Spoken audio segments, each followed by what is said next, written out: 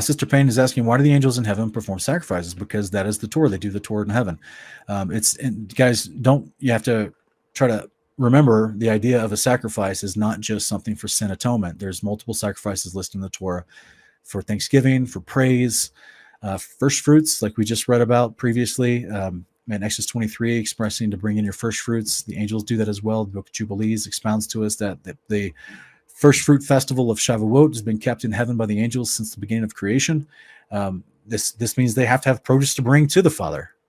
This means someone's growing it. This means they have real land, they have real water, they have real soil of some sort. It's a real world. You know what I'm saying? So all the instructions for living that the Father gave mankind on our realm of existence, the plane of the earth, they have on their own realms of existence the same instructions.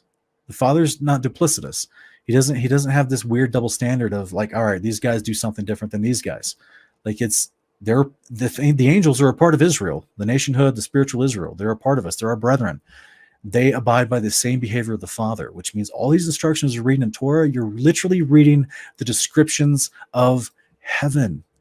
We're going over the laws of heaven, the equity of heaven, the justice of heaven. We're going over the first fruits festivals and feasts, agricultural practices of not sowing in the seventh year and allowing the land to be fallow. And you know what I'm saying? We're reading about all the practices that are kept in heaven that we read about in the Torah for men to practice upon the earth.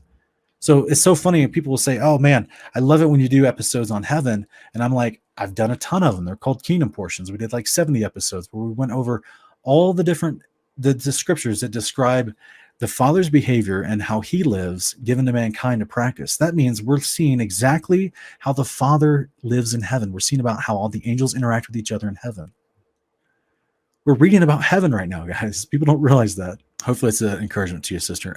They do it because it's part of a Torah and they're part of a priesthood is the shortest, simplest answer.